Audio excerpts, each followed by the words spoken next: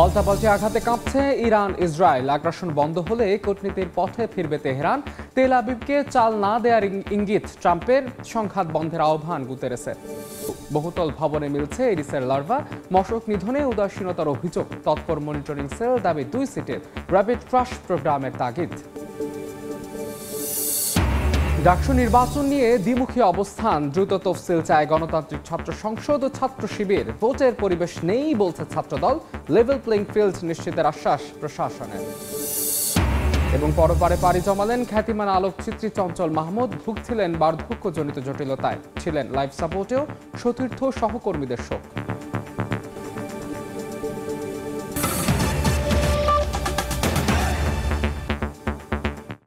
সময় সংবাদের সঙ্গে আছে আমি মাহাদ ইসলাম ধ্রুব। কাঁপছে ইরান ও ইসরায়েল। ইরানের ক্ষেপণাস্ত্র উৎক্ষেপণ কেন্দ্র লক্ষ্য করে 15টি যুদ্ধবিমান দিয়ে হামলা চালানোর দাবি করেছে ইসরায়েল। পাল্টা জবাবে হাইফায় ইরানি হামলায় আহত হয়েছেন অন্তত 31। সংঘাতের মধ্যেই ইরানের সেম্মান শহরে 5.1 মাত্রার ভূমিকম্প অনুভূত হয়। শহরটির কাছে একটি মহাকাশ ও ক্ষেপণাস্ত্র কেন্দ্রের অবস্থান হওয়ায় তা উদ্বেগ সৃষ্টি করেছে। এদিকে মার্কিন প্রেসিডেন্ট ডোনাল্ড ট্রাম্প জানান, ইসরায়েলকে যুদ্ধ থামাতে বলার প্রশ্নই ওঠে না। পাল্টাপাল্টি হামলায় উত্তপ্ত ইরান ইসরায়েল সংঘাত। দুই দেশেই সমান্তরালে চলছে ক্ষমতা প্রদর্শনের লড়াই। ইসরায়েলি সামরিক বাহিনীর দাবি, শুক্রবার ভোরে ইরানের পশ্চিমাঞ্চলে ক্ষেপণাস্ত্র উৎক্ষেপণ কেন্দ্র লক্ষ্য করে একযোগে হামলা চালায় তারা। 15টি যুদ্ধবিমান অংশ নেয় এই অভিযানে। ব্যবহার হয় অন্তত 30টি অস্ত্র। পাল্টা প্রতিক্রিয়ায় ইরান ক্ষেপণাস্ত্র ছোড়ে ইসরায়েলের হাইফা শহরে। বিস্ফোরণে আহত হন অনেকে। একই দিন ইরানের রাষ্ট্রীয় টেলিভিশনে ইসরায়েলের উদ্দেশ্যে দেশটির রেভলিউশনারি গার্ড কর্পসের একটি ক্ষেপণাস্ত্র উৎক্ষেপণের ভিডিও প্রকাশ করা হয়। তেল আবিবের কাছে অবস্থিত ওয়েজম্যান ইনস্টিটিউট সহ একাধিক স্থাপনায় বিস্ফোরণ ঘটায় ইরানি ক্ষেপণাস্ত্র। সংঘাতের মধ্যে ইরানের উত্তরাঞ্চলের সেমনান শহরে 5.1 মাত্রার ভূমিকম্প অনুভূত হয়। শহরটির কাছে একটি মহাকাশ ও ক্ষেপণাস্ত্র কেন্দ্রের অবস্থান হওয়ায় তা উদ্বেগ সৃষ্টি করেছে। ভূতাত্ত্বিক ও রাজনৈতিক দুই দিক থেকেই অঞ্চলটি গুরুত্বপূর্ণ বলে দাবি গণমাধ্যমের। ইসরায়েলের প্রধানমন্ত্রী বিনিয়ামিন নেতানিয়াহু বলেন, লক্ষ্য অর্জনে যতদিন প্রয়োজন ইরানে হামলা চালিয়ে যাবে তার দেশ। তিনি দাবি করেন, শুধু ইসরায়েল নয়, বিশ্বের বহু দেশকেই বাঁচানোর লড়াই করছে তার দেশ। 20,000 ক্ষেপণাস্ত্র এবং একটি উন্মাদ শাসক গোষ্ঠীর পারমাণবিক বোমার হুমকি। এটা ইসরায়েলের অস্তিত্বের সংকট। যতদিন লাগবে ততদিন লড়ব। একই সঙ্গে ইসরায়েলের পররাষ্ট্রমন্ত্রী গিডিয়ন সার হাইফায় সংবাদ সম্মেলনে বলেন, তারা ইরানকে বিশ্বাস করেন না। তার দাবি, ইরান কখনো আন্তরিকভাবে আলোচনা করে না। এদিকে মার্কিন প্রেসিডেন্ট ডোনাল্ড ট্রাম্প বলেছেন, যুদ্ধে ইসরায়েল এগিয়ে থাকায় তাদের উপর হামলা বন্ধে চাপ প্রয়োগ করা অনুচিত। তিনি বলেন, ইসরায়েল ভালো করছে, যুদ্ধে এগিয়ে আছে, তবে ইরান ততটা ভালো করছে না বলে মন্তব্য করেন তিনি। ইউরোপীয় কূটনীতিকদের পক্ষ থেকে যুদ্ধবিরতির আহ্বান এলেও ট্রাম্প জানান, আপাতত যুক্তরাষ্ট্র এমন কোনো চাপ দেবে না। একই সঙ্গে প্রেসিডেন্ট ট্রাম্প তার গোয়েন্দা সংস্থার মূল্যায়ন প্রত্যাখ্যান করেন। গোয়েন্দা প্রধান তুলসি গ্যাবার্ডের বরাতে বলা হয়, ইরান পারমাণবিক অস্ত্র তৈরি করছে এমন কোনো প্রমাণ মেলেনি, কিন্তু ট্রাম্প এই মূল্যায়নকে নাকচ করে দেন। এদিকে যুক্তরাষ্ট্র যুদ্ধে জড়াবে কিনা সে বিষয়ে সিদ্ধান্ত নেওয়ার আগেই ইরানকে 2 সপ্তাহের সময় দিয়েছেন মার্কিন প্রেসিডেন্ট ডোনাল্ড ট্রাম্প। এদিকে আন্তর্জাতিক পরমাণু সংস্থা IAEA জানায়, ইরানের নাতানজ পারমাণবিক কেন্দ্রে তেজস্ক্রিয় ও রাসায়নিক দূষণের ঝুঁকি তৈরি হয়েছে। সংস্থার মহাপরিচালক রাফায়েল গ্রোসি জানান, কেন্দ্রের ভেতরে ইউরেনিয়াম আইসোটোপ ছড়িয়ে পড়েছে, যা শ্বাস প্রশ্বাসের মাধ্যমে মারাত্মক স্বাস্থ্য ঝুঁকি তৈরি করতে পারে। সাদিয়া তাসনিম, সময় সংবাদ। ইরানের উপর জোরপূর্বক যুদ্ধ চাপিয়ে দেওয়া হয়েছে বলে মন্তব্য করেছেন ইরানের পররাষ্ট্রমন্ত্রী আব্বাস আরাকচি। বলেন, আগ্রাসন বন্ধ করলে কূটনীতিতে ফিরতে প্রস্তুত তেহরান। জেনেভায় যুক্তরাজ্য, ফ্রান্স, জার্মানি ও ইউরোপীয় ইউনিয়নের পররাষ্ট্রমন্ত্রীদের সঙ্গে বৈঠকে কথা বলেন তিনি। এদিকে ইরান ইসরায়েল ইস্যুতে জাতিসংঘ নিরাপত্তা পরিষদের বৈঠকে ইরানে হামলা বন্ধ করবে না বলে জানিয়েছে ইসরায়েল। তবে ইরানও সাফ জানিয়েছে, আত্মরক্ষায় পিছপা হবে না তারা। এদিকে চীন, রাশিয়া, ইরাক সহ বিভিন্ন দেশ ইসরায়েলি হামলার নিন্দা জানিয়ে দ্রুত অস্ত্রবিরতির আহ্বান জানিয়েছে। ইরান ইসরায়েল ইস্যুতে জরুরি বৈঠক জাতিসংঘের নিরাপত্তা পরিষদে। বৈঠকে দুই দেশের প্রতি সতর্ক বার্তা দেন মহাসচিব আন্তোনিও গুতেরেস। বলেন, সংঘাতের বিস্তার হলে যে আগুন জ্বলবে তা কেউ নিয়ন্ত্রণ করতে পারবে না। পারমাণবিক স্থাপনায় হামলা, বেসামরিক নাগরিক হত্যা ও অবকাঠামো ধ্বংস পরিস্থিতিকে পৌঁছে দিয়েছে ভয়াবহ পর্যায়ে। তাই শান্তির আহ্বান জানিয়ে সংঘাত বন্ধের তাগিদ দেন তিনি। The confrontation between Israel and Iran Israel ও ইরানের মধ্যে সংঘাত দ্রুতই ভয়াবহ মাত্রায় পৌঁছাচ্ছে। নিহত ও আহত হচ্ছে বেসামরিক মানুষ, ধ্বংস হচ্ছে ঘরবাড়ি, পাড়া মহল্লা ও নাগরিক অবকাঠামো। হামলা চালানো হচ্ছে পারমাণবিক স্থাপনাতেও। গোটা বিশ্ব উদ্বেগ নিয়ে তা পর্যবেক্ষণ করছে। আমরা এক সম্ভাব্য বিশৃঙ্খলার মুখোমুখি হচ্ছি। এই সংঘাত বিস্তৃত হলে এমন আগুন জ্বলে উঠতে পারে যেটা কেউই নিয়ন্ত্রণ করতে পারবে না। we are on course. বৈঠকে ইসরায়েলের স্থায়ী প্রতিনিধি ড্যানি ড্যানন জানান, ইরানের পরমাণু হুমকি প্রতিহত না করা পর্যন্ত এ হামলা চলবে। জাতিসংঘে নিযুক্ত ইরানের রাষ্ট্রদূত আমির সাইদ ইরাওয়ানি বলেন, নিজেদের প্রতিরক্ষায় পিছপা হবে না ইরানও। চীনের প্রতিনিধি ফু কং বলেন, ইরানের পারমাণবিক স্থাপনায় ইসরায়েলের হামলা বিপজ্জনক নজির স্থাপন করেছে। ইসরায়েলের উচিত যত দ্রুত সম্ভব অস্ত্রবিরতি ঘোষণা করা। রাশিয়ার দূত ভাসিলি নেবেনজিয়া বলেন, তেল আবিব কূটনৈতিক প্রচেষ্টার প্রতি স্পষ্ট অবজ্ঞা দেখিয়েছে। তিনি বলেন, ইসরায়েল এমন এক সময় হামলা চালিয়েছে যখন যুক্তরাষ্ট্র ও ইরানের মধ্যে পরোক্ষ আলোচনা চলছিল। জাতিসংঘে নিযুক্ত ইরাকের প্রতিনিধির অভিযোগ, নিরাপত্তা পরিষদের বৈঠকের আগে ইসরায়েলের 50টি যুদ্ধবিমান তাদের আকাশসীমা লঙ্ঘন করেছে। এই বিমানগুলো বসরা, নাজাফ ও কারবালার পবিত্র স্থান অতিক্রম করে, যা আন্তর্জাতিক আইনের লঙ্ঘন। এদিকে জেনেভায় ইরানের সঙ্গে সরাসরি বৈঠকে বসে যুক্তরাজ্য, ফ্রান্স, জার্মানি ও ইউরোপীয় ইউনিয়ন। বৈঠকে ইরানের পররাষ্ট্রমন্ত্রী আব্বাস আরাকচি বলেন, ইরানের জনগণের ওপর অন্যায় যুদ্ধ চাপিয়ে দেওয়া হয়েছে। তিনি বলেন, আগ্রাসন বন্ধ হলে কূটনীতির পথে ফিরতে প্রস্তুত ইরান। ইরানের ওপর যে কোনো অবকাঠামোগত হামলা হলে তার প্রতিক্রিয়া হবে মারাত্মক। আর ইসরায়েল ভালোভাবেই জানে তাদের কোন কোন লক্ষ্যে আমরা কতটা নির্ভুলভাবে আক্রমণ চালাতে পারি। এদিকে জেনেভায় এনবিসিকে দেয়া সাক্ষাৎকারে ইরানের পররাষ্ট্রমন্ত্রী ক্ষোভ প্রকাশ করে বলেন, যুক্তরাষ্ট্র কূটনীতির প্রতি বিশ্বাসঘাতকতা করেছে। মার্কিন প্রশাসন ইরানে আক্রমণ করতে চায় বলে শঙ্কা জানান তিনি। পরিস্থিতি শান্ত করতে কূটনৈতিক চেষ্টার আহ্বান জানিয়েছে ইউরোপীয় নেতারা। ব্রিটিশ পররাষ্ট্রমন্ত্রী ডেভিড ল্যামি বলেন, এটি এক বিপজ্জনক মুহূর্ত যা অঞ্চল জুড়ে ছড়িয়ে পড়ার ঝুঁকি তৈরি করছে। ফরাসি পররাষ্ট্রমন্ত্রী জো নোয়েল ব্যারো জানান, ইরান আলোচনায় আগ্রহ দেখিয়েছে। সাদিয়া তাসনিম, সময় সংবাদ। সংঘাতের পথে হাঁটবেন না, বরাবরই এমন প্রতিশ্রুতি দিলেও কথা রাখেননি মার্কিন প্রেসিডেন্ট ডোনাল্ড ট্রাম্প। সবশেষ ইরান ইসরায়েল যুদ্ধ পরিস্থিতিতেও আগুনে ঘি ঢালার অভিযোগ উঠেছে তার বিরুদ্ধে। যদিও হামলার বিষয়ে সিদ্ধান্ত নিতে সময় নিয়েছেন সপ্তাহ দুয়েক। ট্রাম্প কি এই সময়টা কূটনৈতিক সমাধানের জন্য নিয়েছেন নাকি আরেকটি যুদ্ধের ছক আঁকছেন, তা নিয়ে প্রশ্ন তুলেছেন বিশ্লেষকরা। নির্বাচনী প্রচারণায় দিয়েছিলেন শান্তির বার্তা। যদিও রাশিয়া ইউক্রেন যুদ্ধ থেকে শুরু করে গাজায় আগ্রাসন, কোথাও সংঘাত অবসানে ভূমিকা রাখেননি ডোনাল্ড ট্রাম্প। সবশেষ ইরান ইসরায়েল যুদ্ধেও আগুনে ঘি ঢেলেছেন মার্কিন প্রেসিডেন্ট। বিশ্লেষকরা বলছেন, ট্রাম্প যা বলেন তা করেন না। এছাড়া ইরান ও ইসরায়েলের মধ্যে সংঘাত শুরুর পর তিনি তেহরান সম্পর্কে যেসব বক্তব্য দিয়েছেন তাও পরস্পর বিরোধী। সম্প্রতি যুদ্ধ বন্ধের আহ্বান জানিয়ে শিগগিরই শান্তি প্রতিষ্ঠার ইঙ্গিত দেন ট্রাম্প। আবার ইরানের সর্বোচ্চ নেতা আয়াতুল্লাহ আলী খামেনিকে হত্যা যুক্তরাষ্ট্রের জন্য ইসরায়েলের সঙ্গে যুদ্ধে যোগদানের পাশাপাশি একটি সম্ভাব্য বিকল্প হতে পারে বলেও মন্তব্য করেন তিনি। বৃহস্পতিবার হোয়াইট হাউস জানিয়েছে, ইরানে হামলায় ইসরায়েলের সঙ্গে যুক্তরাষ্ট্র যোগ দেবে কিনা ট্রাম্প 2 সপ্তাহের মধ্যে তা সিদ্ধান্ত নেবেন। তাহলে ট্রাম্প কি সত্যিই শান্তি চান নাকি নতুন করে যুদ্ধের ময়দান তৈরি করছেন, তা নিয়ে চলছে আলোচনা সমালোচনা। এর আগে রাশিয়া ইউক্রেন যুদ্ধের শুরুতেও ট্রাম্প শান্তির বার্তা দেন, সময় নেন, মস্কোর সঙ্গে সমঝোতার কথাও বলেন। কিন্তু পরে জানা যায় সেই সময়ে গোপনে ইউক্রেনে 20টি CIA এর ঘাঁটি তৈরি করেছে যুক্তরাষ্ট্র। গুঞ্জন চলছে এবারও কি সেই চেনা পদ্ধতি অনুসরণ করছেন ট্রাম্প। ইয়াসমিন অনন্যা, সময় সংবাদ। সময় সংবাদে আরো থাকছে, অর্থ সংকটে বন্ধ কক্সবাজারের উখিয়া বিশেষায়িত হাসপাতাল, সেবা বঞ্চিত কয়েক লাখ বাসিন্দা ও রোহিঙ্গা, দ্রুত চালুর চেষ্টায় প্রশাসন।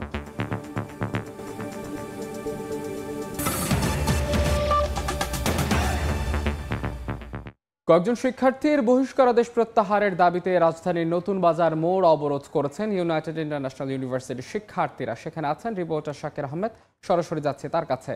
শাকির, রাজধানীর নতুন বাজার মোড় অবরোধ করেছে ইউনাইটেড ইন্টারন্যাশনাল ইউনিভার্সিটির শিক্ষার্থীরা। তারা বলছেন তাদের উপর যে বহিষ্কার আদেশ দেওয়া হয়েছে সেই বহিষ্কার আদেশ প্রত্যাহার না করা পর্যন্ত তারা তাদের আন্দোলন চালিয়ে যাবেন।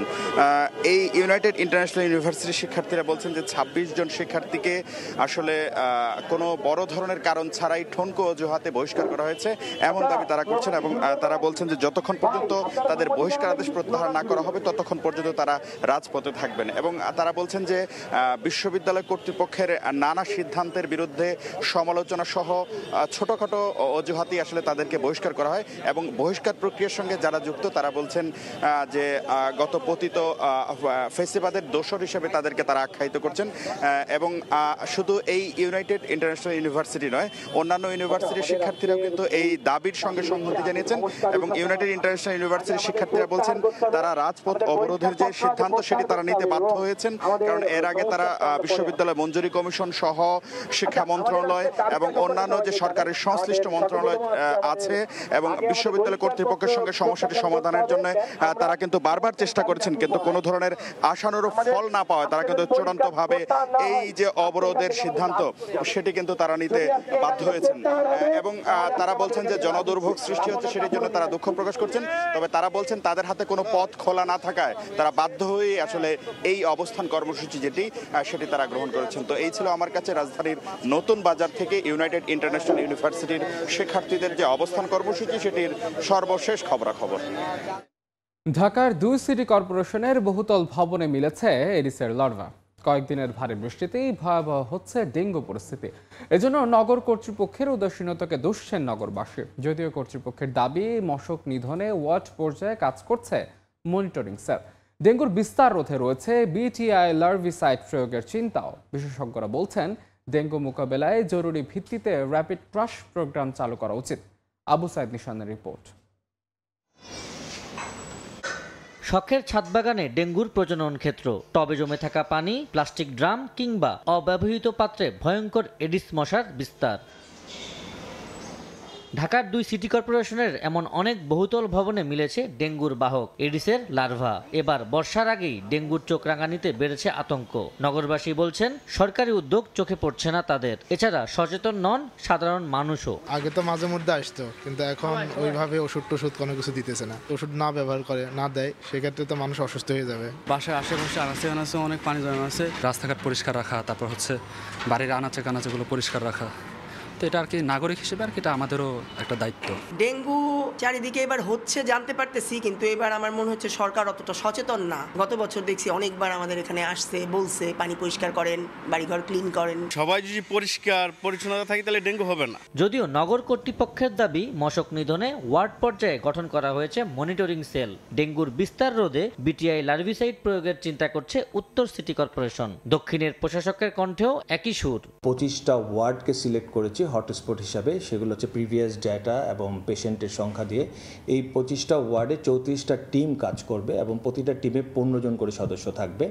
এদের কাজ হবে যে সোর্সগুলোকে রিডাকশন করা, সোর্সগুলোকে পিক করা। সোর্স পিক করলে তাহলে ব্রিডিং প্লেসের সংখ্যা কমে যাবে। ছাদ বাগানে যে টবগুলো আছে সেই টবের মধ্যে যদি আমি বিটিআই গ্র্যানুলসটা দিয়ে দিই তাহলে সেখানে সে প্ল্যান্টেরও কোনো ক্ষতি করবে না, আবার সেখানে মসকিটো হতে পারবে না। এটা আমাদের একটা নতুন এডিশন। ইনশাল্লাহ আমরা আগামী 3 মাসের মধ্যে এই প্রকিউরমেন্টে যাব। মশকের উৎস যেখানে উৎপাদন হয় সেটাকে বন্ধ করা যায়, এই জন্য আমরা মোবাইল কোড করার জন্য আমাদের জনগণকে সচেতন করা হবে, একই সঙ্গে তাদেরকে কিছুটা হলো আইনের আওতায় নিয়ে আসা। পরিস্থিতি নিয়ন্ত্রণে জরুরি ভিত্তিতে র্যাপিড ক্র্যাশ প্রোগ্রাম চালুর পরামর্শ বিশেষজ্ঞদের।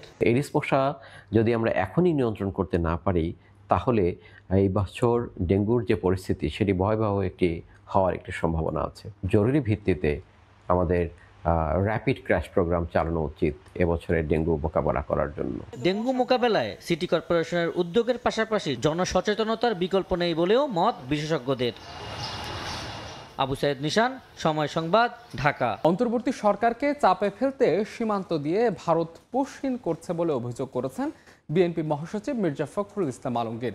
গতরাতে ঠাকুরগাঁয়ে এক মত বিনিময়ে তিনি বলেন, ফেব্রুয়ারিতে জাতীয় নির্বাচন যাতে সুষ্ঠু হয় সেজন্য সবাইকে ঐক্যবদ্ধ থাকতে হবে। সেই কবে হয়তো কেউ গিয়েছিল, তাদের আত্মীয় স্বজনরা ছেলেমেয়েরা কেউ ছিল, তাদেরকে ধরে এখন আবার এখানে ঢুকে দেওয়া। এতদিন এইগুলো তারা করে নাই। এখন যেহেতু আওয়ামী লীগ সরকারকে উৎখাত করা হয়েছে।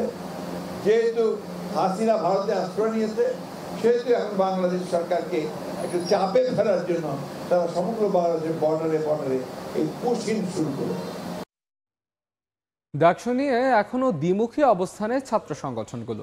নির্বাচন কমিশন গঠনকে স্বাগত জানিয়ে গণতান্ত্রিক ছাত্র সংসদ ও ছাত্র শিবির দ্রুত তফসিলের দাবি জানালেও ভোটের পরিবেশ নেই বলে মন্তব্য করেছে ছাত্রদলের নেতারা। গণতন্ত্রে প্রার্থীর গঠনতন্ত্রে প্রার্থীর বয়সসীমা না রাখা নিয়ে সমালোচনা করছে গণতান্ত্রিক ছাত্র সংসদ ও ছাত্র শিবির। আর ছাত্র দলের অভিযোগ, কাউকে বিশেষ সুবিধা দিতে নির্বাচন নিয়ে প্রশাসন তড়িঘড়ি করছে। শিক্ষার্থীদের নিরাপত্তা ও নির্বাচনের পরিবেশ নিশ্চিত করতে আন্তরিকতার ঘাটতি নেই বলে দাবি বিশ্ববিদ্যালয় প্রশাসনে। শাকির আহমেদের রিপোর্ট। গত 16 জুন ঢাকা বিশ্ববিদ্যালয় কেন্দ্রীয় ছাত্র সংসদ ডাকসু নির্বাচন পরিচালনার জন্য প্রধান রিটার্নিং কর্মকর্তা সহ 10 সদস্যের নির্বাচন পরিচালনা কমিটি চূড়ান্তভাবে অনুমোদন করে সর্বোচ্চ নীতি নির্ধারণী ফোরাম সিন্ডিকেট। নির্বাচন পরিচালনা কমিটি গঠনকে স্বাগত জানিয়ে দ্রুত তফসিল ঘোষণার দাবি বাংলাদেশ গণতান্ত্রিক ছাত্র সংসদ ও ইসলামী ছাত্র শিবিরের। তবে একটি সংগঠনকে বিশেষ সুবিধা দিতেই চূড়ান্তভাবে অনুমোদিত গঠনতন্ত্রে প্রার্থীর বয়সসীমা রাখা হয়নি বলে অভিযোগ তাদের। নির্দিষ্ট বয়সসীমা থাকাটা সাধারণ শিক্ষার্থীদের জন্য, যারা আসলেই শিক্ষার্থীদের স্বার্থে কাজ করবে, এটি জরুরি ছিল বলে আমরা মনে করি। দেরি করার যে প্রবণতা আমরা বিশ্ববিদ্যালয় প্রশাসনের ভেতরে দেখেছি, সেই প্রবণতা যাতে আর ফিরে না আসে। নির্বাচন করবার জন্য বয়সকে কোনো লিমিটেশনের মধ্যে রাখবেন না, যখন আপনি উন্মুক্ত করে দিবেন, তখন ওই যে যারা দীর্ঘদিন ধরে আদুবাই হয়ে বিশ্ববিদ্যালয়ে পড়ে আছে, বিশ্ববিদ্যালয়ে রাজনীতি করে নানা রকম সুবিধা নেওয়ার জন্য, তাহলে তারা এই সুযোগটি পাবে। কিংবা বিশ্ববিদ্যালয় প্রশাসন বলেন তার নির্দিষ্ট একটি রাজনৈতিক দলের কাছে, গোষ্ঠীর কাছে কেমন যেন জিম্মি হয়ে থাকে। এখনো ডাকসু নির্বাচনের পরিবেশ তৈরি হয়নি দাবি করে ছাত্রদল বলছে, কাউকে বাড়তি সুবিধা দিতেই এখনো শিক্ষার্থীদের নিরাপত্তা নিশ্চিত না করে ডাকসু নির্বাচন নিয়ে তড়িঘড়ি করছে বিশ্ববিদ্যালয় প্রশাসন। প্রশাসন যদি মনে করে 2019 সালের মতো একটি পক্ষকে সুবিধা দেওয়ার জন্য বা তড়িঘড়ি করে একটি নির্বাচন, যেনতেন নির্বাচন আয়োজন করে ফেলবে, তাহলে সেক্ষেত্রে আমাদের মনে হয় যে শিক্ষার্থীদের যে পূর্ণ অধিকার নিশ্চিতের জন্য যে ডাকসুর স্বপ্ন বা আকাঙ্ক্ষা রয়েছে, সেটি বাস্তবায়ন হবে না। কাউকে বাড়তি সুবিধা দেওয়ার সুযোগ নেই জানিয়ে বিশ্ববিদ্যালয় প্রশাসন বলছে, লেভেল প্লেইং ফিল্ড ও নির্বাচনের পরিবেশ নিশ্চিতে সর্বোচ্চ চেষ্টা করা হচ্ছে। ছাত্রলীগের ঝটিকা মিছিল কোথায় করেছে? যেখানে করেছে সেটা কি ক্যাম্পাসের ভেতরের কোনো জায়গা? বিভিন্ন জায়গায় যে দুর্বলতা আছে সেগুলো শিক্ষার্থীরাই আমাদেরকে বলেন, এবং এগুলো আমরাও নিজেরা ঘুরে ঘুরে দেখি, শিক্ষার্থীরা বলেন, আমরা সেগুলো মিট আপ করার চেষ্টা করছি। নিরাপত্তা নিশ্চিত করতে ক্যাম্পাসে সিসি ক্যামেরার সংখ্যা বাড়ানোর পাশাপাশি নানা উদ্যোগের কথা জানিয়েছেন প্রক্টর। শতভাগ প্রোটেকশন আছে এটা কেউ বলতে পারবে না। শাকির আহমেদ, সময় সংবাদ, ঢাকা। অর্থ সংকটে বন্ধ হয়ে গেল কক্সবাজারের উখিয়া বিশেষায়িত হাসপাতাল। এতে চিকিৎসা সেবা থেকে বঞ্চিত হচ্ছেন উখিয়া ও টেকনাফের স্থানীয় এবং 33টি ক্যাম্পের আশ্রিত রোহিঙ্গারা। এরই মধ্যে প্রতিষ্ঠানটি সরকারের সংশ্লিষ্ট দফতরে বুঝিয়ে দেওয়া হয়েছে। মোহাম্মদ ফরাজের ছবিতে সুজাউদ্দিন রুবেলের রিপোর্ট। কক্সবাজারের উখিয়া ও টেকনাফে রয়েছে 5 লাখের মতো স্থানীয় বাসিন্দা। তার সঙ্গে যুক্ত হয়েছে মিয়ানমার থেকে পালিয়ে এসে আশ্রয় নেয়া 13 লাখের বেশি রোহিঙ্গা নাগরিক। কিন্তু তাদের চিকিৎসা সেবায় আধুনিক ব্যবস্থা না থাকায় ছুটতে হতো কক্সবাজার জেলা সদর হাসপাতাল বা চট্টগ্রামে। এই সমস্যার সমাধানে 2022 সালের জুলাই মাসে চালু হয় উখিয়ার বিশেষায়িত হাসপাতাল। কিন্তু অর্থ সংকটের কারণে গত 14 মে থেকে বন্ধ হয়ে গেছে বিশেষায়িত হাসপাতালটি। নষ্ট হয়ে যাচ্ছে গুরুত্বপূর্ণ আধুনিক চিকিৎসার সরঞ্জাম। শুধু চুরি ঠেকাতে দায়িত্ব পালন করছে কয়েকজন নিরাপত্তা রক্ষী। এটা ছিল মা ও শিশুদের জন্য বিশেষ করে এই হাসপাতালটা খুব কার্যকরী। যদি আমরা চিকিৎসা পাইতাম তাহলে আমাদের জন্য একটু বেটার হতো। রোগীরা এসে ফিরে যাচ্ছে, রোগীরা আসলে আমরা বলি হসপিটাল বন্ধ হয়ে গেছে। শরণার্থী ত্রাণ ও প্রত্যাবাসন কমিশন বলছে, বিশেষায়িত হাসপাতালটি ফের চালু করতে সব ধরনের প্রচেষ্টা অব্যাহত রয়েছে। জাতিসংঘ আমাদেরকে বলে দিয়েছে এটা সম্ভব না, অলরেডি এটা আমাকে হ্যান্ড ওভার করে দিয়েছে। তো আমরা চেষ্টা করছি অন্য কোনো আইএনজিও বা এনজিও বা বাংলাদেশের কোনো সংস্থা, স্বেচ্ছাসেবী সংস্থা এখানে এটা নিতে পারে কিনা। জাপানের অর্থায়নে হাসপাতালটি নির্মাণ করা হয় UNHCR এর মাধ্যমে। সুজাউদ্দিন রুবেল, সময় সংবাদ, কক্সবাজার। রাজধানীর আগারগাঁওয়ে নির্বাচনের প্রশিক্ষণ ভবনে কথা বলছেন প্রধান নির্বাচন কমিশনার KMM নাসির উদ্দিন। সরাসরি যাচ্ছে সেখানে। এগুলোকে ধারণ করেই তো আমাদেরকে এগিয়ে যেতে হবে এবং সময় মতো যোগাযোগ হবে, আপনারা জানবেন এবং সময় হলে সবকিছু জানতে পারবেন। আর না, আগারগাঁয়ে কথা বলছিলেন প্রধান নির্বাচন কমিশনার KAM নাসির উদ্দিন, সরাসরি যুক্ত ছিলাম সেখানে। দেখছেন সময় সংবাদ। না ফেরার দেশে পাড়ি জমালেন প্রখ্যাত আলোকচিত্রী চঞ্চল মাহমুদ। শুক্রবার রাত 9:30টার দিকে ধানমন্ডির একটি বেসরকারি হাসপাতালে মারা যান তিনি। ফ্যাশন ও মডেল আলোকচিত্রী জগতের খ্যাতিমান এই ব্যক্তির মৃত্যুতে শোকের ছায়া সংস্কৃতি অঙ্গনে। আজ বাদ জোহর ঢাকা বিশ্ববিদ্যালয়ের কেন্দ্রীয় জামে মসজিদে জানাজা শেষে বনানী কবরস্থানে দাফন করা হবে চঞ্চল মাহমুদকে। নন্দিত আলোকচিত্রী, আধুনিক ফ্যাশন ও মডেল ফটোগ্রাফির অন্যতম দিকপাল চঞ্চল মাহমুদ। দীর্ঘদিন ধরেই শারীরিক নানা জটিলতায় ভুগছিলেন চঞ্চল মাহমুদ। 4 বছর আগেও একবার লাইফ সাপোর্টে ছিলেন তিনি, তবে সেইবার মৃত্যুর সঙ্গে লড়াই করে ফিরতে পারলেও এবার পাড়ি জমিয়েছেন না ফেরার দেশে। শুক্রবার রাত 9টার দিকে রাজধানীর একটি বেসরকারি হাসপাতালে চিকিৎসাধীন অবস্থায় শেষ নিঃশ্বাস ত্যাগ করেন 66 বছর বয়সী খ্যাতিমান এই আলোকচিত্রী। ফটোগ্রাফি জগতের একটা অনন্য দিকপাল আমাদের চঞ্চল মাহমুদ। বাংলাদেশের সোনালী দিনের যে ফ্যাশন ফটোগ্রাফার, তার ভিতরে তিনি ছিলেন অন্যতম। তো সেই মানুষটা চলে গেছেন, এটা অবশ্যই আমাদের দেশের সংস্কৃতিতে অনেক বড় একটা ক্ষতি হয়ে গেল। পরিবারের সদস্যরা জানান, শনিবার দুপুর 12টায় ঢাকা বিশ্ববিদ্যালয় কেন্দ্রীয় জামে মসজিদে নেওয়া হবে চঞ্চল মাহমুদের মরদেহ। সেখানে বাদ জোহর জানাজা শেষে দাফন করা হবে বনানী কবরস্থানে। তার ছাত্রছাত্রী তো রেখে গেছে ৩,৫০০ ছাত্রছাত্রী। বাংলাদেশের সংস্কৃতি মণ্ডল তো তার হাতে গড়া অনেক নায়ক নায়িকা মডেল। ছবি তোলার পাশাপাশি চঞ্চল মাহমুদ ফটোগ্রাফি নামে একটি প্রশিক্ষণ কেন্দ্র পরিচালনা করতেন খ্যাতিমান এই আলোকচিত্রী। তার ছবি নিয়ে হয়েছে বেশ কয়েকটি প্রদর্শনী। ফারুক ভিয়া, রবিন, সময় সংবাদ, ঢাকা। দেখছেন সময় সংবাদ। সব জটিলতা কাটিয়ে অবশেষে জুলাই থেকে গার্মেন্টস পণ্য পরিবহনে সরাসরি কার্গো সার্ভিস চালু করতে যাচ্ছে চট্টগ্রাম শাহ আমানত বিমানবন্দর। প্রথম পর্যায়ে একটি বিদেশি প্রতিষ্ঠান সপ্তাহে 2টি ফ্লাইট পরিচালনার আগ্রহ দেখিয়েছে। ইউরোপগামী পণ্যগুলো উজবেকিস্তান এবং অন্য রুটের পণ্য যাবে চীন হয়ে। শাখাত ত্রিপুর ক্যামেরায় বিস্তারিত কমলদের রিপোর্টে। ভারত আকস্মিকভাবে ট্রান্সশিপমেন্ট সুবিধা বাতিল করার পরপরই বিকল্প পথ খুঁজতে শুরু হয় চট্টগ্রাম শাহ আমানত বিমানবন্দর দিয়ে কার্গো পণ্য পাঠানোর তোড়জোড়। এই প্রক্রিয়ায় মুখোমুখি হতে হচ্ছে নানা চ্যালেঞ্জের।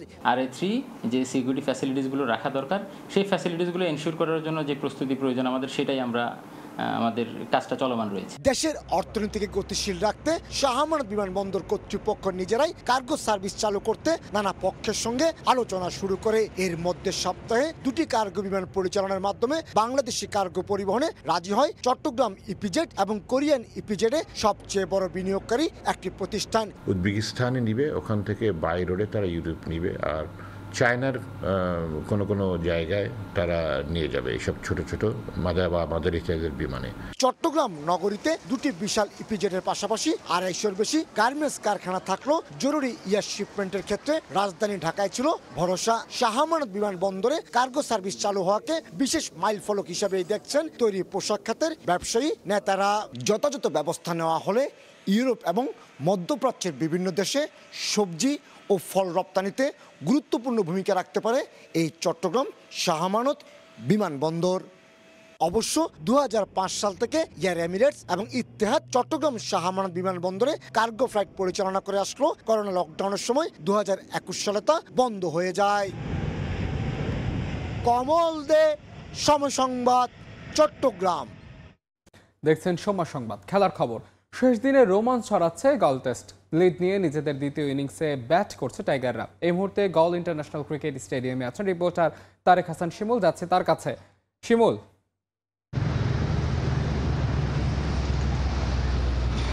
গল টেস্ট আসলে ফলাফলের দিকে যাবে নাকি ড্র হবে সেটা কিন্তু উইকেটই বলে দিবে। সকাল পর্যন্ত এখন পর্যন্ত বাংলাদেশ যে কয়টি ওভার খেলেছে তাতে মনে হচ্ছে যে এখনও ব্যাটসম্যানরা কিন্তু স্বাচ্ছন্দ্যে ব্যাট করতে পারছে এবং বাংলাদেশ কিন্তু তাদের যে লিডটা সেটা প্রায় 200 ছাড়িয়ে গেছে এবং দলীয় স্কোরটাও কিন্তু 200 ঊর্ধ্ব।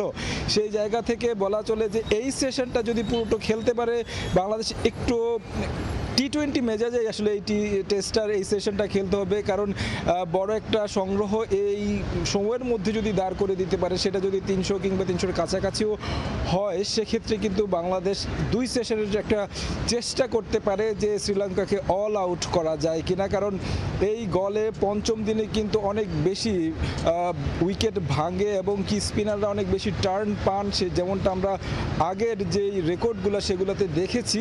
যদিও এই এখন পর্যন্ত একেবারে তেমনটা আচরণ করেনি গল টেস্টের গলের উইকেট, সেক্ষেত্রে কিন্তু বলা যায় এই সেশনটার পরবর্তীতে আসলে কেমন উইকেটের আচরণ করে সেটার উপর কিন্তু ডিপেন্ড করবে, ফলাফলের দিকে যায় কি যায় না। তবে এখন পর্যন্ত যেমনটা মনে হচ্ছে তাতে মনে হয় যে আসলে ড্র মেনেই গল টেস্টে শেষ হতে যাচ্ছে। যদিও এই টেস্ট চ্যাম্পিয়নশিপের প্রথম টেস্ট কিন্তু এটি সেখানে কিন্তু বলতে হয় বাংলাদেশ দারুণভাবেই শুরুটা করেছে এই সংস্করণে, যেই সংস্করণে সাম্প্রতিক সময়ে বাজে একটা সময় কাটিয়েছে। তবে এখন দেখার পালা ব্যাটসম্যানদের পর বোলাররা কেমন করতে পারে গলে। তো আমার কাছে গল থেকে এই ছিল সবশেষ খবর। গল টেস্টের সবশেষ খবর জানতে সরাসরি যুক্ত ছিলাম গল ইন্টারন্যাশনাল ক্রিকেট স্টেডিয়ামে। সময় সংবাদের শীর্ষ সংবাদগুলো জানিয়ে দিচ্ছে আরেকবার।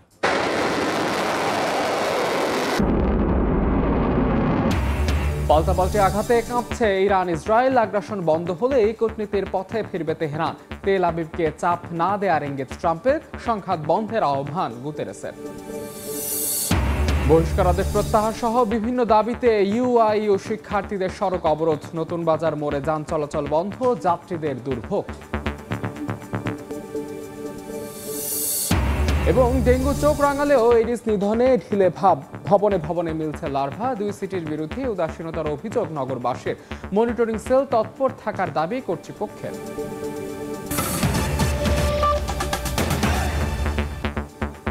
এই ছিল সময় সংবাদের সঙ্গে থাকুন সময়ের।